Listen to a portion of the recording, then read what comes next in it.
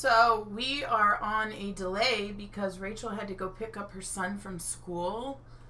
So if you don't know what happened so far, so I'm paused. I'm paused. I do not know anything. I don't know what's going on. I'm not checking messages.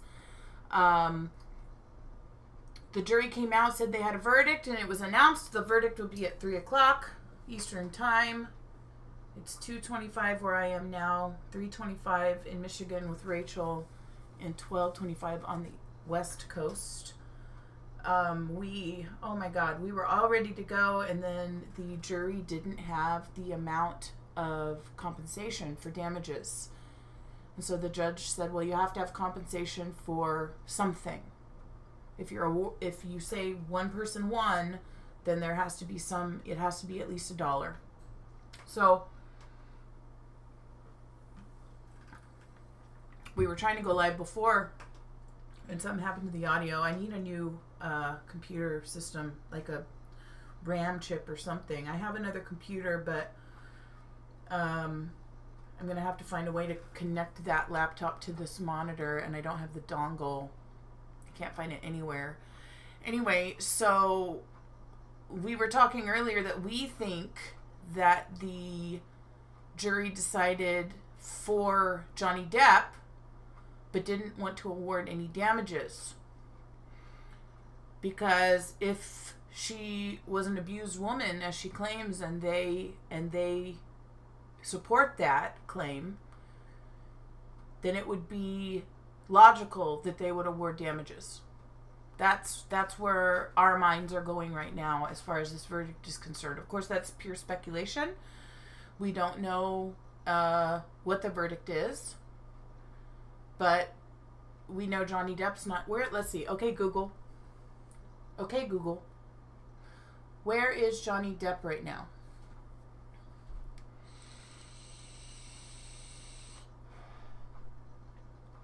Where is he? Okay, so Rachel said he was touring. So I guess they really were hoping that it would be by Friday and he was going to continue on his tour no matter what. Let's see. It says Kate Moss showed up to Johnny Depp's concert. This is from The Cut. Daniel Cohen wrote this. Last week, Johnny Depp Amber Heard wrapped up 6 weeks of testimony for their defamation trial. While the jury deliberates conflicting accounts, Heard says Depp was violent, blah, blah, blah. Depp seems to have relocated to London, where he has spent the past 3 nights performing cover songs with his friend and collaborator Jeff Beck. Nice duo. On Tuesday, he was joined by at least one of his friends and acquaintances who testified for him, Kate Moss. During the we know that Kate Moss testified, which we think is the most damning piece of testimony, honestly. Let's see. So, I mean, that's that. So he did continue. He went and did his performance with Jeff Beck.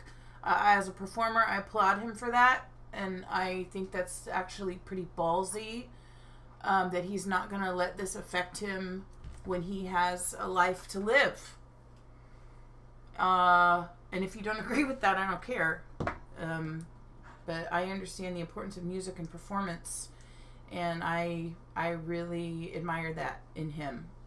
So, looking back, over this trial, I wanted to view it as the jury.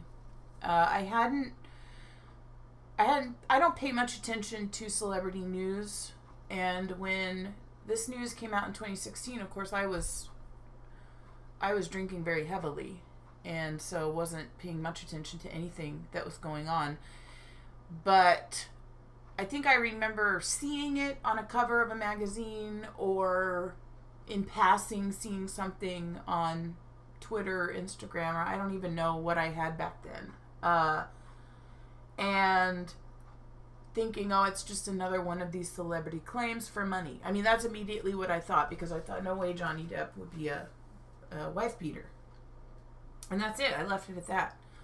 But I'm 99% sure that I had some inclination that something went on back then, but didn't pay attention to it. So then when this trial started, one of my sober friends texted me, and she says, listening to Johnny, she's over in Germany, she said, listening to Johnny testify about his drug and alcohol abuse, and it's very heartbreaking. And I said, I thought he was sober. And she was like, no. So I guess maybe in the past I paid more attention than I thought I did. Maybe I heard that he was sobering up. I have no idea. Maybe I heard some sort of news reference to an Australia incident. I have no idea. But I was under the impression this whole time that Johnny Depp was a sober, recovering addict. And so that was still when school was in session, and I thought, okay, you know what? I'll start this trial when summer starts. So this is like 2 weeks ago. I think about 2 weeks ago. And I couldn't wait because I am a live trial junkie. I love court trials. I want to be on a good jury. I've been on 2. I want to be on a good jury where I help make some decisions. It's really one of my lifelong dreams. Because I believe in jury service, and I'm not annoyed when I get called for it. But when I heard that, sorry, my mom's texting me. She says, "Who the heck is we?" Rachel, what the hell, Mom? When I heard that there was going to be this testimony of, and I learned what the case was about, this counterclaim, I thought, okay, I can't wait anymore. So when I watch any like live whatever, like a court trial, I watch it on 1.5 speed. And sometimes during some testimony, I watch it on 1.75, and sometimes on 2 times. So I can get through a lot of testimony very quickly in a day. And so I started watching the trial and got fully caught up and was waiting for these lives to start. And I would start the live, I would pause it, and then I would watch it throughout my day. Like I would have it on in the background while I was cleaning up my room. I would have it on in the background while I was driving, you know, and listening kind of live as it happened and getting caught up the day of. And the more and more I heard this woman testifying, the more, and you know, I didn't do any outside research because I wanted to hear it from a jury's perspective. Did you see the verdict? Not yet. Don't say anything. Thank God you asked. Bless you. I wanted to watch from a juror's perspective, and when she got on the stand, I was like, what the hell? I mean, something didn't sit right to me when she got on the stand. And I made my first TikTok video about this, and I noticed she said asphyxiate. That's the second day she testified after the week that they took off. That's when I was fully caught up because there was no testimony, and so I was able to catch up during that week. So the second day, when she was cross-examined, I started tuning in and really paying attention to this woman. Just is an idiot, and she said asphyxiate instead of asphyxiate. And the first thing I thought was, she has learned what this word means, but she doesn't use the word as, you know, she doesn't know the word. It was like, you know, toilet paper word of the day. Use this in a sentence today, Amber. And it was like, she asphyxiate. And so if she really truly thought he would asphyxiate from vomit and being drunk, then she would know how to pronounce the word. And that's how I came to my first conclusion that something is not right here. And I really wanted to play jury. And so I held out for as long as I could, but something just didn't sit right. And in the way she would look at the jury and the way she would she's not crying, and I mean, if anyone knows how to fake cry and manipulate, it's me, because I did it while I was drinking a lot. And I thought, this bitch is fake crying.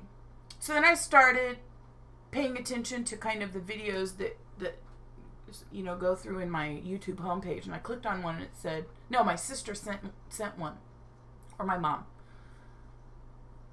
And it was a body language expert saying, he's like, look, I'm really neutral. I'm neutral here, and I don't want to say she's guilty, he's guilty, whatever. I'm just giving you, based on what I know as a body language expert, my opinion. And they talked about baseline. They talked about how Johnny Depp's baseline is the way he talks and the way he tells a story and the way that he doesn't get very animated because he's not acting. I thought, oh, that's interesting. Okay. Because I know that. I'm very animated. My baseline is very animated. So we can't compare two together. And then they talked about her baseline and how she could have a conversation, but then they could see her thinking. They said there's a way to tell when someone is pausing for an answer, because like they ask a question and give me a second to think about that before I answer, which in everyday life is actually a pretty good technique, because you don't always want to answer your first snap judgment, I will say. However, when you're on trial, on the witness stand, I would think that it's pretty important to know what truth you are telling. And if you're telling the truth, you don't have to think back to all the lies that you told previously. So I started paying attention to these body language experts, and when her sister got on the stand, there's a panel of 4 guys. They're called the body language guys. Don't quote me. Subscribe to them. They're fantastic, and they do all sorts of stuff, not just this trial. And when her sister testified, all 4 of the guys said, look, I'm willing to bet my career that these people are lying and have come up with this elaborate story based on Amber and her sister's body language on the stand. Now, you hear my opinion, and I told my mom this when I was all caught up. None of her witnesses came outside of deposition. None of them came I think the most recent, and I'm probably wrong, but I think of her witnesses, the most recent testimony was like November 2021. And all of them said, we had a falling out. Or we're not friends anymore, we don't communicate anymore. And then Rocky had a baby and said the last time she spoke to her was 6 months ago. So who knows if that's via text or, Facebook or whatever. But that's very telling to me. And my speculation, which is complete speculation and who knows what, before I had a lot of this outside information, was that the people who corroborated her story the night of in May 2016, the people that corroborated her story and called the police, and the police came over after she wrote this op-ed. I mean, I think that they were just going to kind of go with it and let the chips fall where they may. Just say, okay, we came up with this story and blah, blah, blah. But then when he said, no, I'm not putting up with this. I will not allow this to happen to me under these pretenses. I think that they probably put their tail between their legs and ran away and started pissing all over themselves, thinking, well, what have we gotten ourselves into? Now, it's very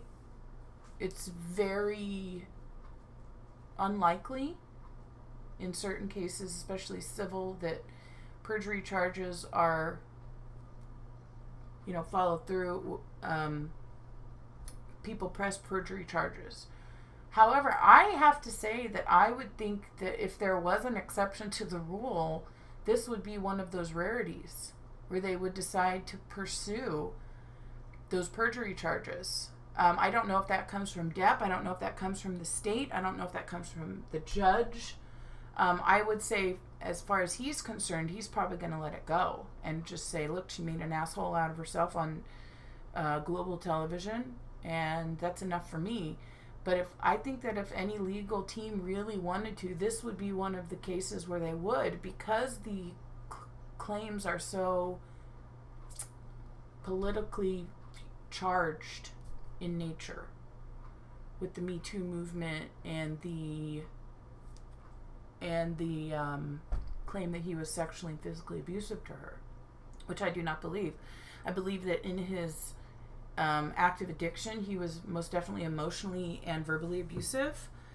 And when you get into addiction recovery and you talk about someone's upbringing and this is why we work a program, so that when we're dealing with some cunt that's in our face poking us and getting us just on the right buttons, then we know how to react to those things outside of an addiction, and we're changing the way we think, and we're changing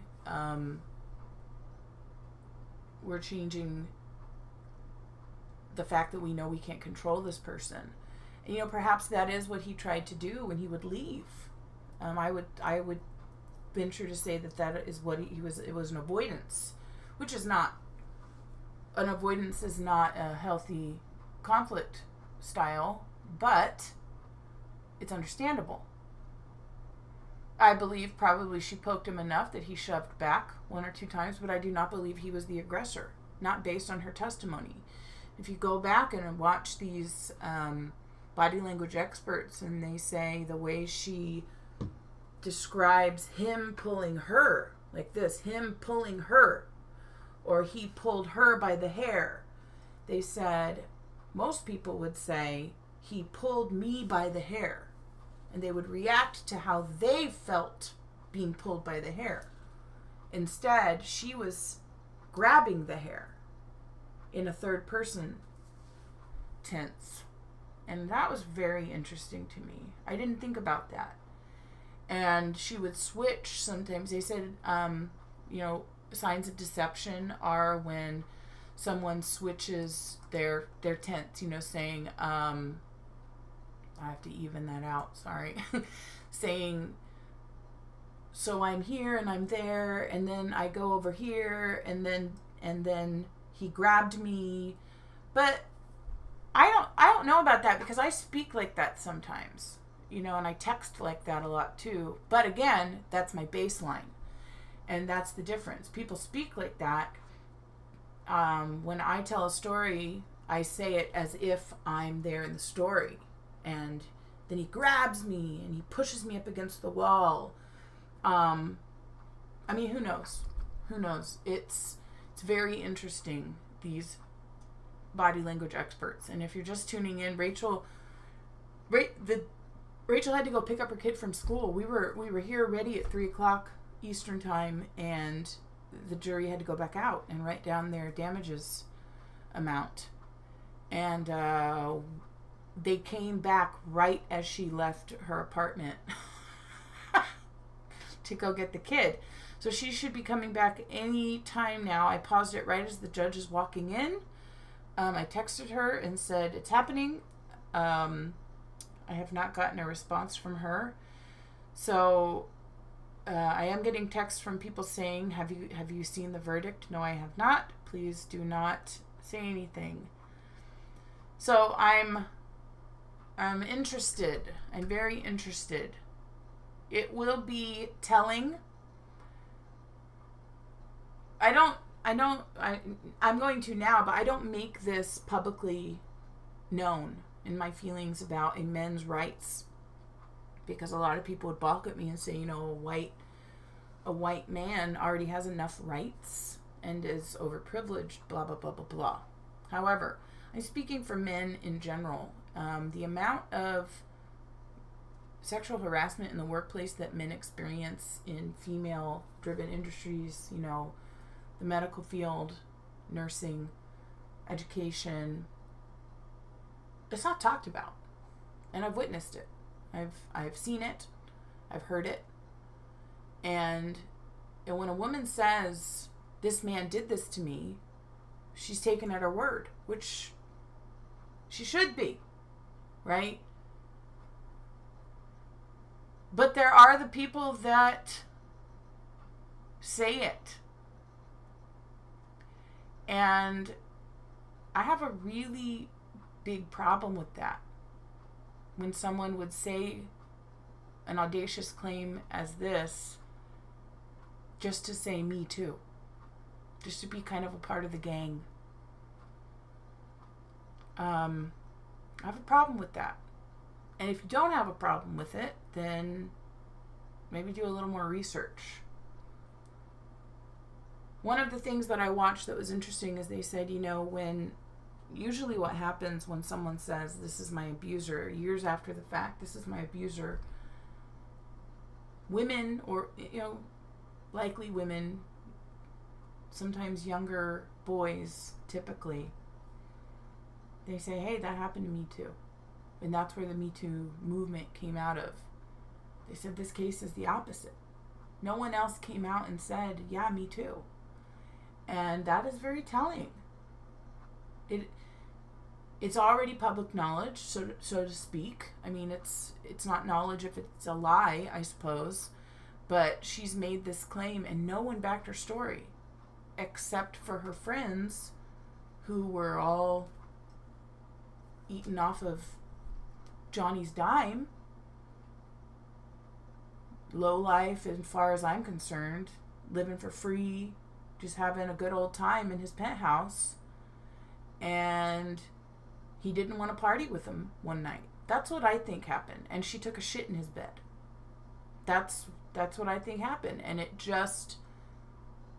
She said what she said. And she couldn't take it back. And neither could her friends. But then he said that, you know what? I didn't do this. And I'm going to stake my career on the fact that I didn't do this because it's wrong. And no one came out to support her.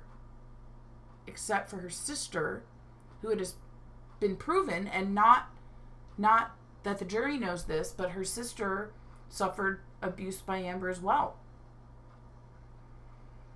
So it's very telling that no one came out and said Me Too in this Me Too claim.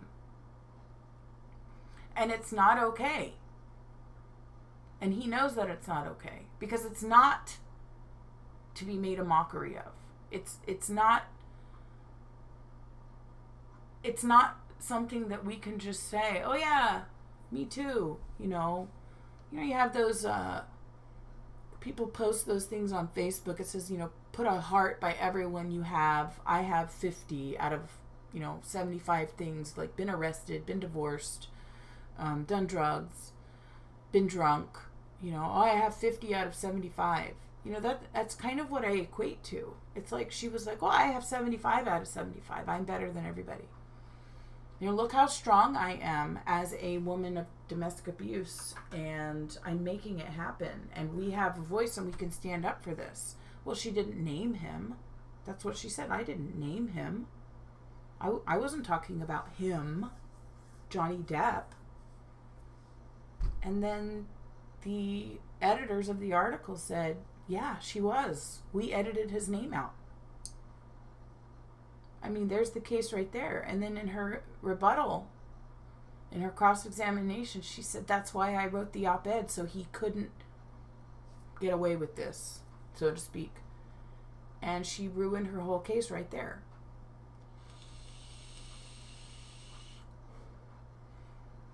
RuPaul says, if you stay ready, you ain't got to get ready. If you stay honest, you ain't got to get honest. And I don't like liars. Manipulation is kind of a different ballgame. Manipulation is control. Lying is cowardice. And I hate lying. And I need to see where Rachel is because I will actually freak out. Where are you? Okay, let's call her. call her live on the air.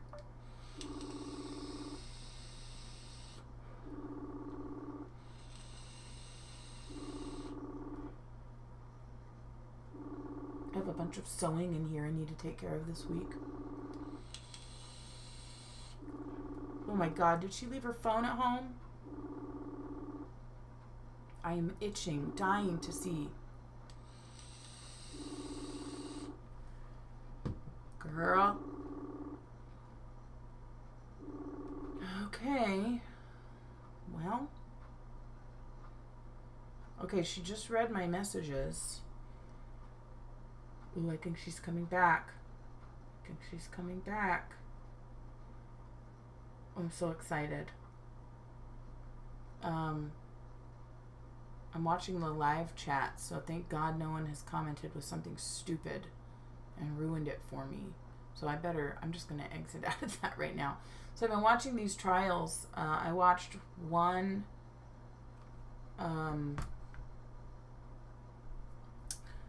about the Waffle House shooter, Ryan King, if you look that up. He absolutely shot a bunch of people with an assault rifle walking, and he walked in naked, but he was wearing a jean jacket. Oh my God, there she is. Oh my God, here we go. You ready? Yeah, it took 80 years. I know, yeah. I talked almost the whole time. Here we go. People are getting pulled over. Okay.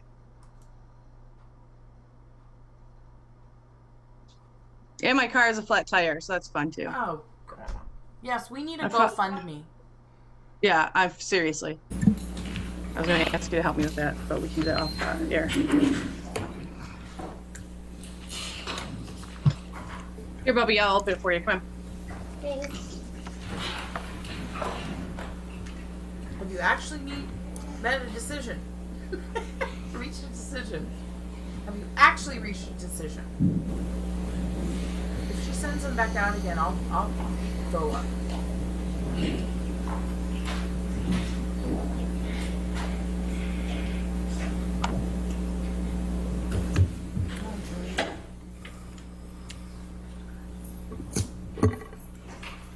I wonder when she called the lawyers up if she revealed. No, right? She wouldn't. They can't. Okay. They can't. I mean, they could, but that would be very stupid. You mean the judge? Oh my God, no. I think Elaine's thinking the same thing as us. She already knew. Here. All right, Mr. Foreperson, is this the verdict of the jury? Yes, ma'am. All right, is it unanimous? Yes, ma'am. Thank you, sir. Jamie? Come on. Let's do the whole thing before we do anything. In civil case number CL 2019-2911, Mr. Depp's claim against Ms. Heard. 1. As to the statement appearing in the online op-ed entitled, Amber Heard, I spoke up against sexual violence and faced our culture's wrath. That has to change. In the Washington Post online edition, quote, I spoke up against sexual violence and faced our culture's wrath. That has to change, end quote. Do you find that Mr. Depp has proven all the elements of defamation? Answer, yes. Has Mr. Depp proven by a greater weight of the evidence that, question, the statement was made or published by Ms. Heard? Answer, yes. Question, the statement was about Mr. Depp? Answer, yes. Question, the statement was false? Answer, yes. Question, the statement has a defamatory implication about Mr. Depp? Answer, yes. Question, the defamatory implication was designed and intended by Ms. Heard? Answer, yes. Question, due to circumstances surrounding the publication of the statement, it conveyed a defamatory implication to someone who saw it other than Mr. Depp? Answer, yes. Do you find that Mr. Depp has proven by clear and convincing evidence that Ms. Heard acted with actual malice? Answer, yes. 2. As to the statement appearing in the op-ed entitled "A Transformative Moment for Women" in the Washington Post print edition and the online op-ed, Amber Heard, I spoke up against sexual violence and faced our culture's wrath. That has to change, in the Washington Post online edition. Quote, then 2 years ago, I became a public figure representing domestic abuse, and I felt the full force of our culture's wrath for women who speak out, end quote. Do you find that Mr. Depp has proven all the elements of defamation? Answer, yes. Has Mr. Depp proven by a greater weight of the evidence that, question, the statement was made or published by Ms. Heard? Answer, yes. Question, the statement was about Mr. Depp? Answer, yes. Question, the statement was false? Answer, yes. Question, the statement has a defamatory implication about Mr. Depp? Answer, yes. Question, the defamatory implication was designed and intended by Ms. Heard? Answer, yes. Question, due to circumstances surrounding the publication of the statement, it conveyed a defamatory implication to someone who saw it other than Mr. Depp? Answer, yes. Do you find that Mr. Depp has proven by clear and convincing evidence that Ms. Heard acted with actual malice? Answer, yes. 3. As to the statement appearing in the op-ed entitled "A Transformative Moment for Women" in the Washington Post print edition and the online op-ed, Look how Amber hard she's Heard, breathing. I spoke up against sexual violence and faced our culture's wrath. That has to change, in the Washington Post online edition.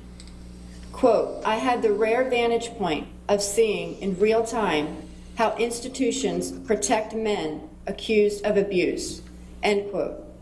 Do you find that Mr. Depp has proven all the elements of defamation? Answer, yes. Has Mr. Depp proven by a greater weight of the evidence that, question, the statement was made or published by Ms. Heard? Answer, yes. Question, the statement was about Mr. Depp? Answer, yes. Question, the statement was false? Answer, yes. Question, the statement has a defamatory implication about Mr. Depp? Answer, yes. Question, the defamatory implication was designed and intended by Ms. Heard? Answer, yes. Question, due to circumstances surrounding the publication of this statement, it conveyed a defamatory implication to someone who saw it other than Mr. Depp? Answer, yes. Do you find that Mr. Depp has proven by clear and convincing evidence that Ms. Heard acted with actual malice? Answer, yes. As against Amber Heard, we, the jury, award compensatory damages in the amount of $10 million. As against Amber Heard, 20? we, the jury, award punitive damages in the amount of $5 million. In civil case number CL 2019-2911, Ms. Heard's claim against Mr. Depp. 1. As to this statement appearing in the April 8, 2020 online edition of the Daily Mail, quote, Amber Heard and her friends in the media use fake sexual violence allegations as both a sword and shield, depending on their needs. They have selected some of her sexual violence hoax facts as the sword, inflicting them on the public and Mr. Depp. Do you find that Ms. Heard has proven all the elements of defamation? Answer, no. 2. As to this statement appearing in the April 27, 2020 online edition of the Daily Mail, quote, quite simply, this was an ambush, a hoax. They set Mr. Depp up by calling the cops, but the first attempt did not do the trick. Yes. The officers came to the penthouses, thoroughly searched and interviewed, and left after seeing no damage to face or property. So Amber and her friends spilled a little wine and roughed the place up, got their story straight under the direction of a lawyer and publicist, and then placed a second call to 911, end quote. Do you find that Ms. Heard has proven all the elements of defamation? Answer, yes. Oops. Has Ms. Heard proven by a greater weight of the evidence that, question, Mr. Waldman, while acting as an agent for Mr. Depp, made or published the statement? Answer, yes. Question, the statement was about Ms. Heard? Answer, yes. Question, the statement was seen by someone other than Ms. Heard? Answer, yes. Question, the statement was false? Answer, yes. Do you find that Ms. Heard has proven, by clear and convincing evidence, that the statement by Mr. Waldman was made with actual malice? Answer, yes. 3. As to this statement, appearing in the April 27, 2020 online edition of the Daily Mail, quote, "We've reached the beginning of the end of Ms. Heard's abuse hoax against Johnny Depp," end quote. Do you find that Ms. Heard has proven all the elements of defamation? Answer, no.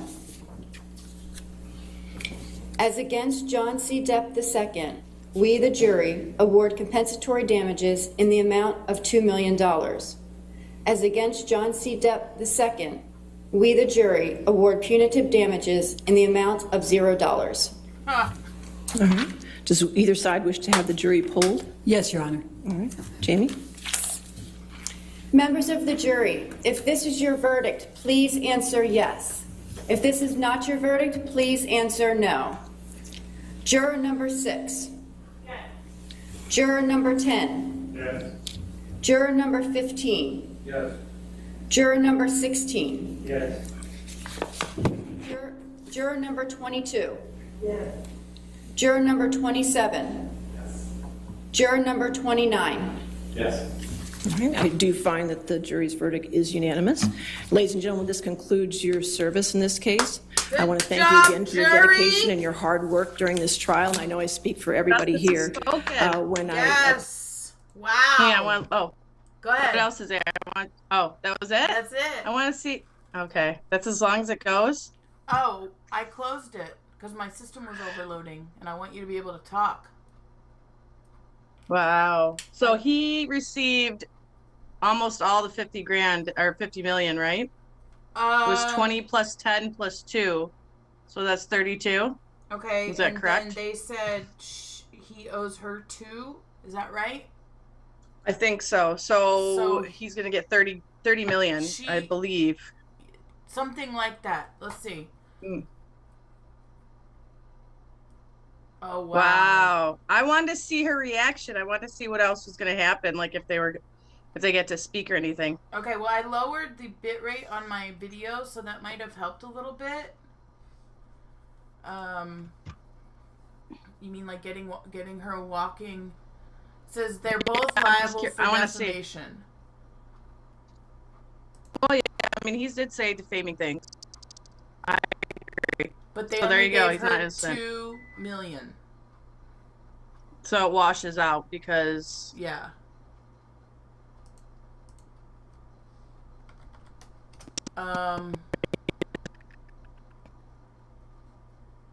Wow. Really wow.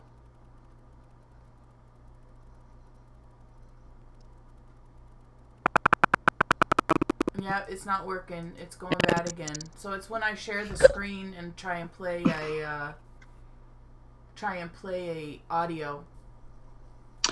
So another positive thing, I think, Beetlejuice, the second Beetlejuice is coming out, and supposedly Winona's in it, and also Johnny Depp. So people are really excited for that. Shut up! Oh. Tim Burton's doing the second Beetlejuice. Oh, Tim Burton, God bless him. I think it's real. I know. He's such a good friend. I've been watching so many interviews. Wow. Okay, so she says, Mm-hmm. you want me to read this article? Yeah. This is CNN by Sonia Moggy, maybe? Depp sued Heard. Okay, we know, blah, blah, blah. Weighing the claims, the jury found that both of the exes defamed each other. The jury awarded Depp $10 million in compensatory damages, $5 million in punitive, and Heard $2 million in compensatory damages, no money for punitive. So he got a total of $13 million. Okay. Heard kept her eyes down as the verdict was read. Depp was not present in court, but released a statement that said, in part, the jury gave me my life back. I just got goosebumps. From the very beginning, the goal of bringing this case was to reveal the truth regardless of the outcome. Speaking the truth was something that I owed to my children and to all those who have remained steadfast in their support of me. He said, I feel at peace knowing I have finally accomplished that. He added, I am and have been overwhelmed by the outpouring of love and colossal support and kindness from around the world. I hope that my quest to have the truth be told will have helped others, men or women, who have found themselves in my situation, and that those supporting them never give up. I also hope that the position will now return to innocent until proven guilty, both within the courts and in the media. Absolutely. Heard said in the statement she is heartbroken over the verdict. The disappointment I feel today is beyond words. I'm heartbroken that the mountain of evidence still was not enough to stand up to the disproportionate power, influence, and sway of my ex-husband. I'm even more disappointed with what this verdict means for other women. It is a setback. It sets back the clock to a time when a woman who spoke up and spoke out could be publicly shamed and humiliated. It sets back the idea that violence against women is to be taken seriously. I believe Johnny's attorney succeeded in getting the jury to overlook the key issue of freedom of speech and ignore the evidence that was so conclusive that we won in the UK. Side note, the UK is investigating her. Right now? Yes. Yeah, no, I absolutely. I'm sad I lost this case, but I am sadder still that I seem to have lost a right I thought I had as an American to speak freely and openly. And go to London, bitch. She did speak freely. It's a jury of your peers. Yeah. There you go. Justice is spoken. Honestly, though, congratulations, Johnny, if you ever watch this. We love you. We love you're you. a human being first, and I hope he commend gets you. real treatment. Real. Me too. Recovery. And come on the show. I know it's like a far cry, but you never know. I always put it out there for celebrities because it's not about the fame. It's about people with fame touching others for hope. Mm-hmm. And hopefully we'll have that one day, but at his level, most likely not. He could do so much. I mean, he does good. I know. We know that he does good. Absolutely. But and for me, like, it's funny, Robert Downey Jr. gave some sort of press release or interview or something, and Robert Downey Jr. is sober and has written a book about his... he's been sober a long time. Yeah. His past is also amazing. So it would be interesting. I know I've invited you as well. You're also welcome, Robert Downey Jr. Because your past is amazing as well. That Great would story. be an interesting pair-up, you know? That'd be so cool. I'm not gonna lie, I'd be starstruck beyond... I don't know, but I would love to just listen. I'd be like, you go. Yeah. It's not about the fame here. Like, it's when stories like this for me, like what I take from this as an American, as a person, as a woman, it made me emotional because as someone who has been abused. Yeah, and I've been sad because this has really brought up a lot of things from my past, and I didn't get justice. Yeah.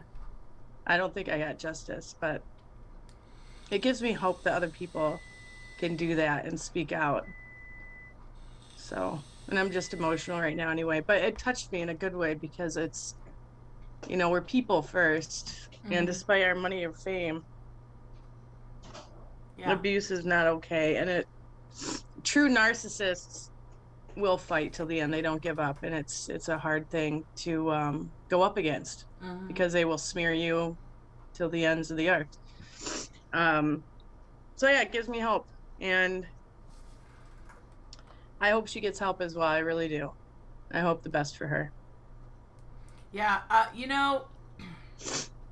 and pray for her. I am interested. I did a lot of talking on my journey into this trial and how I started noticing things that just seemed off when she testified. Anyway, you can go back and watch it. But the most important thing for me was that her witnesses didn't come live. And it will be very interesting if they come out or if they stick to their story for fear of prosecution. Oh, absolutely. You know, but I think it would be kind of noble if they told the truth. It would be very noble, and it isn't. I also hope that people, you know, like social media, we touch a few. Barraging others really doesn't. I'm human. I've done it, but they're just. I mean, imagine being in their position, like thinking someone's a friend. I think I've been there, and then you find out their personality is completely different because they're just charming and narcissistic, and that's their power, is the power of manipulation. And then you're subpoenaed for something like this. What are you going to do? Mm-hmm. You can go against the court. You know, nobody wants to be involved in that. Nobody wants that. Mm-hmm. So it's hard both ways. I don't know what will happen from this. I don't think this is going to stop as far as the media is involved. I think Absolutely his statement not. was very poignant. Innocent until proven guilty. We know that it's a problem. We know that it's a problem.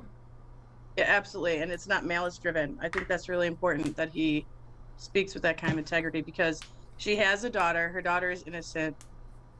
But I will not participate in the defaming of her name any further, or her daughter. Like, that's just, to me, very inappropriate. I will still say Amber Turd, because there's no getting around shitting in the bed. Well, listen, that's not the worst, though. I mean, it sucks, but... But no, I mean, threats to her baby, that's sick and wrong, and... Yeah, we don't need to do that. We as people do not need to do that. Yeah. I think... She lost, that's enough. Mm-hmm. Yeah. People... Let God deal with her. I don't understand that in people. I think they get bold behind their keyboard. It strikes a chord, like for me, it strikes a chord, because as this trial is going on, it's like... I didn't even realize, that's why I was getting emotional, and I still am. I could like really cry right now, but I'm holding it back. It's hard. So many people go through this abuse, and I'm one of them, and you don't win. Mm-hmm. And you don't have the power and the money and the fame and the celebrity. You know, I don't. If I could, I would. I wanted defamation, you know, to prove that as well. But yeah, it just sucks. So it makes me proud that somebody can, especially a man, really anybody, it doesn't even matter your sex or gender or whatever, but just to fight against it. I spoke on the male's viewpoint and how men, mm-hmm. Yes, we know these things happen, but the most telling thing was that no one else came with her and said, "Me too." It's true. And that's what the Me Too movement is about. And no one came against the people coming up. Like, no one had a rebuttal for Kate Moss. No one had a rebuttal for Winona or any of the other relationships. No one. And I just have a hard time believing that Johnny Depp as a human being is that powerful to influence that much of the judicial system. No. That's kind of... No, because really, Winona, where is she? Far-fetched. She's going to do a Beetlejuice movie, but where is she? Stranger Things. Where's Kate Moss now? Right? What does Kate Moss have to gain by saying this didn't happen? No, she'd been married for a while in London with her kids, I believe. And, you know, I mean, she's retired, and Mom it was like young love stuff. But I think she was commenting on the wrong one, actually. Commenting here? Yeah. Comments. Nope, no comments, Mom. I don't see any comments from you either. Let's look again. Oh. This statement was made by Waldman, shouldn't have been said when it was said. Absolutely. The hoax thing. Nothing had been proved in court and it was legally defaming. I agree. I think that, but I don't think that's Johnny Depp's fault. He was inflamed for Johnny Depp, just like I would be for you, and say this is wrong. They are all getting into preservation mode, willing to bet. These kind of people are not loyal. They are users, hangers-on, and parasites. That's what I was saying. Math is hard. I don't know what she was coming. I don't know why I wasn't getting that chat, because I was watching the chat as it rolled through. But yeah, I think for a normal person, Mm-hmm. which is what we are. I mean, we're just we're not celebrities. We're just people. Meaning no real influential power on the masses. Exactly. Yeah. Okay. Mm-hmm. It can go either way, and it means nothing. So his people will believe him, and your people will believe you. But to you personally, there was a serious injustice. No one else will see it that way. Yeah. No one else will see it that way. Now, I believe her statements are true. But they are not true about him. She's advocating for the right reasons, but based on lies. Yeah, that's the sad thing. And if there is some truth in there, which there always really is. Well, they had a toxic, abusive relationship. Absolutely. And inarguably, to me, it wasn't beyond, like, I know in defamation they had to follow, like, the format. You know, I'm glad the judge was strict. But really, it still could have been argued. It wasn't beyond a reasonable doubt in, like, a, different... like, we can't prove that those statements are the reason he lost Pirates. Exactly. Yeah. I would think that addiction, I just know from that, I mean, both do, it wields some ugliness. Yeah. It just does. And you go down a hole. We all know, too, that we have been to the point where we were losing out on things. We defamed ourselves, basically. And there's probably some of that in the mix, which I think is what you're saying. I mean, he has shown up late. He's shown up drunk. I mean, those are symptoms of active addiction. Or when you're really unhappy, too. Like, right. I've done it. I did that. Like, I'm not going to go work high. I go to work high. I'm not going to drink and drive. I drink and drive. It just adds on. It's the snowball effect of addiction. The actual facts of how it is a disease, and it progressively becomes worse. And the other part was that I think I said in our last live, how many of us drank to just stop the drama. And if she was the bitch that I believe she is, and I've known some real cunty wives, then it's not forgivable that he did, but it's understandable that he would drink and use to escape. Yeah, I understand that too. And, I think on her side, like, depending on where she's at in her frame of mind, because mental health, I believe she truly has that going on. I do too. My heart goes out to her, because I don't know how that feels to suffer with what she's suffering with. But to be so desperate, in your mind, rationalize that setting people up like that is okay. Something happened to her that created this, and that I want to take that away from all this, where it's like, I will have empathy and compassion for her still, because that's just the right thing to do. And I would want that, because I've been in that position of feeling powerless to the point where, like, no one believes you, like, and especially this kind of, like, high profile kid. That's tough. But when no one believes you based on a lie... Yeah, that as well. I don't have empathy for that. I pity her, but I do not empathize with her making these claims as she did. Then that was her choice, and that's why it went where it went. And I agree with you. Mom says... For me, sorry. No, it's okay. I'm just speaking on the fact that her as a human and a woman... No, I agree. And I'm not going to disrespect her further than Amber Turd. And I'm not going to go digging... I might and talk about it, but I'm not going to, like, go make it my mission to destroy her and threaten her. I like more the understanding, because all the podcasts I've watched, everyone's really like Johnny Depp, and that's fine. And there's nothing negative I want to say. But for me, here, she's still human. She's suffering with something. Yes, she's wrong, but there's no wrong that's better or worse than another wrong. I know people disagree with that, but it's real. No, like if you believe in sin. I do agree with that. And Mom says she was hanging out with James Franco, lest we forget, was a part of the reason Me Too gained popularity. Which I find it very interesting that they didn't touch on the James Franco. He wasn't a part of defamation. Maybe it was too far off, because if they had to prove characters, like their characters were, positive or negative or truthful or untruthful, I don't know what he would have to do with that. Like, I was kind of shocked too, but then I'm like, maybe that was just too far into like the gossip. Showing her character of how she was doing him. Well, maybe that was something that they couldn't speak on. You never know between lawyers. There's things that are just like they can't tell. We're not there the entire time. I know what you're saying. Yeah, they won't touch on. Because I thought about that too, but I'm like, well, that gets too. I really respect that judge because she keeps it real militant and really.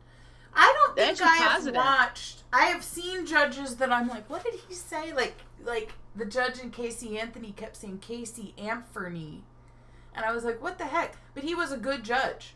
I don't think I've seen a trial where I didn't like the judge. I have the one about the Waffle House shooter. I was talking about this right when you came back, and the bailiff. All of the witnesses were people who had been shot. Or their loved ones had been shot. Wow. And then the police. I mean, that was basically the trial. And the bailiff was so loving and just getting people Kleenex. But then he did it for the defense side, too.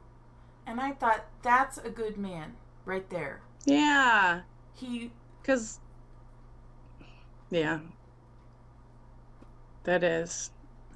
even with the school shootings and so much going on. And what was there in Ontario? The bus or what happened? There was a shooting in Ontario. There's a lot of going on in the world, and I feel for the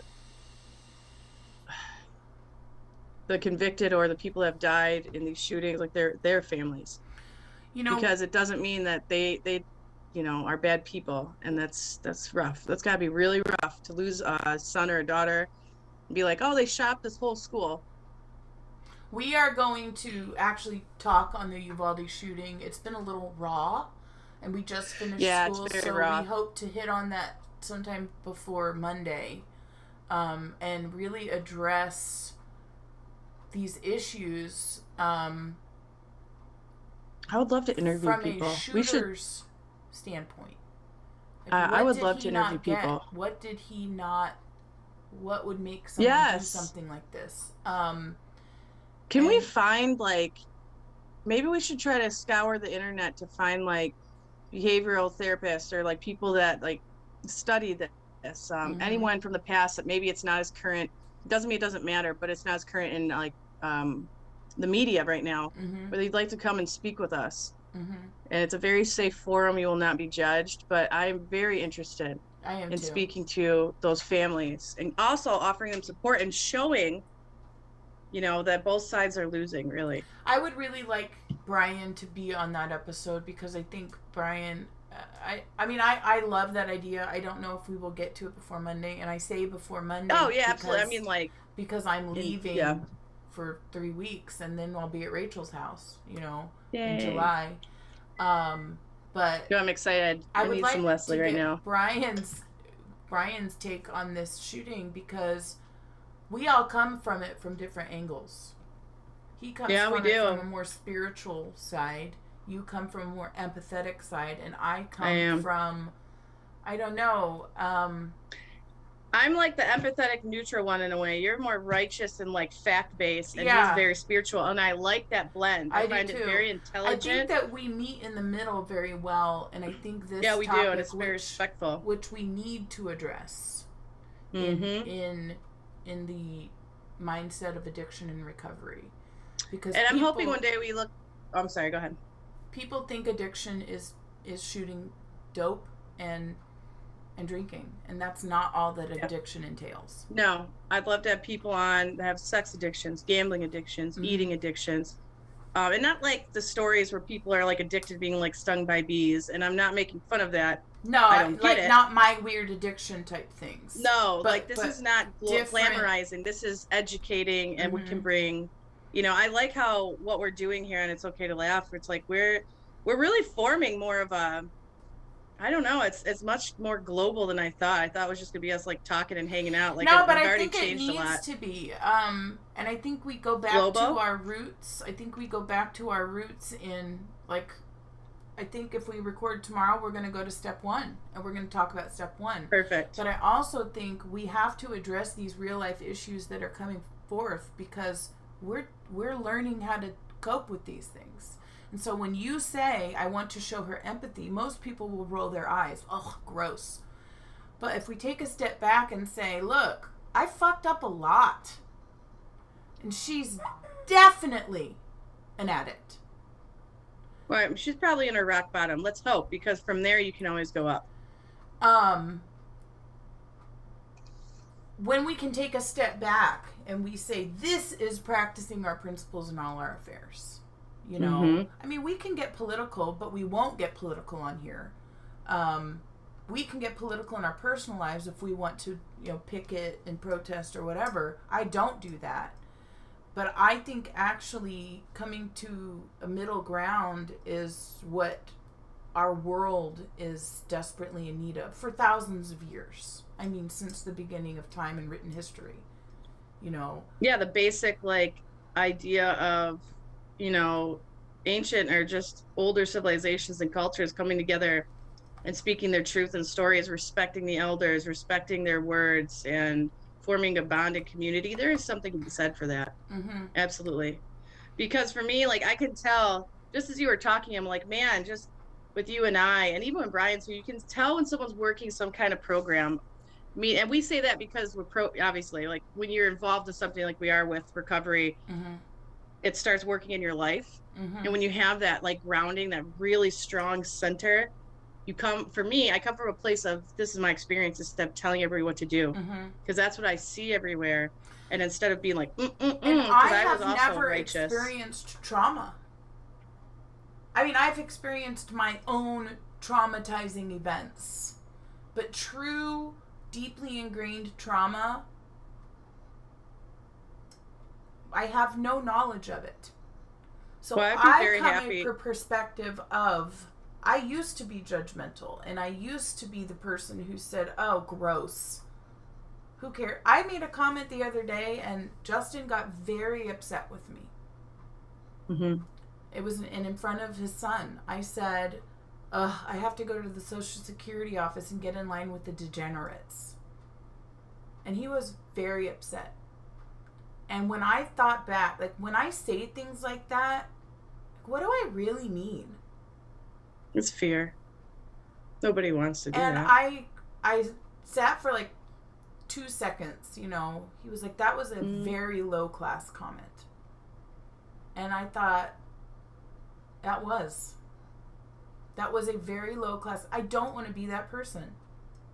Maybe it's a great recognition, because I've done that, and it's like, whoa, that's how I was taught. It's automatic. So if you fill that with some spiritual, faith, and that doesn't mean God, it means anything you want. The spirituality is not religion. It just changes. It changes the heart sense and the tone and the vibration and the overall meaning and the, facts. Honestly, it does. Yeah. And because that's something I'm actually getting involved with too. And I can tell you from experience, it's taken me, I've had to let go of a lot of pride, because I was the same way.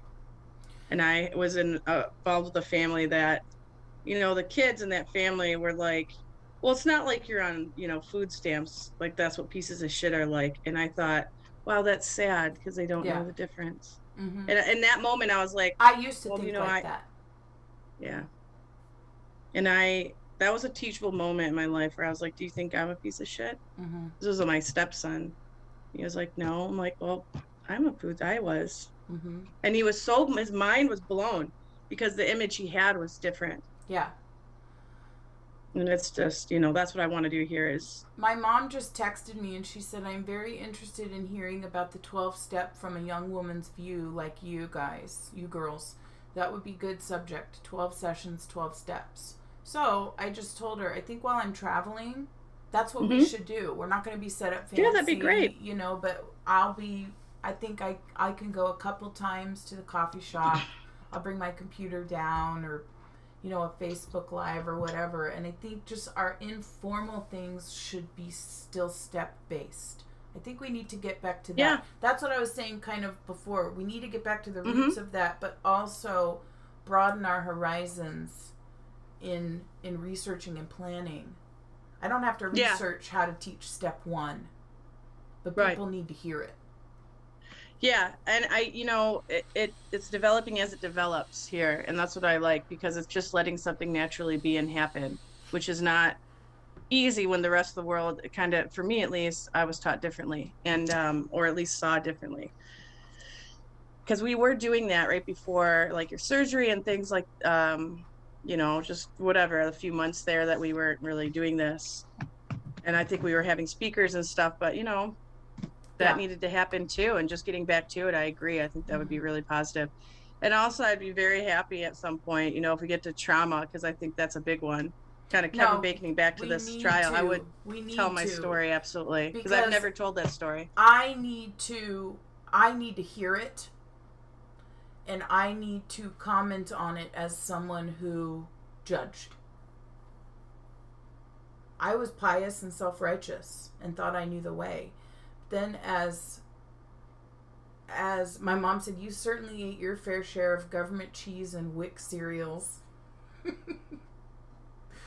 Yeah, we were on food stamps back then. And I remember my mom yelling at you. Remember? Yeah, I didn't want to do it. I wasn't raised that way, but I feel it's a hard fight. And it was really, for me, surrender, because it's pride. I did work really hard and it still didn't work. And it doesn't mean that you're lazy at all. Think about these. I am beaten down, but I'm not lazy. I come from things from such a different perspective now, that not that AA has opened that door, but in a way it has. I mean, I met you through AA. I met my boyfriend through AA. And let us not confuse anyone. My boyfriend is not in AA. He had an old DUI, and we met in a meeting. You know, my parents are not in any sort of recovery. However, through this, I have met people who have opened my eyes to the way other people live, and you really never know. I mean, so if you think of like Justin as an ex-con, you know, when they're released, they have nothing.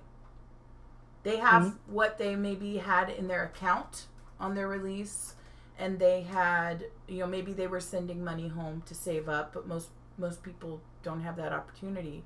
But if you think of like these white collar criminals, like huge embezzlement charges, let's say they go for, I don't know, 10 years, 15 years. When they get out, they have nothing. They don't have any of the money that they embezzled. You know, they don't have their nice fancy cars anymore.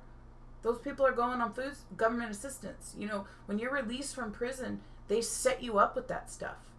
They set you up and they say, look, we're going to help you re-enter the society.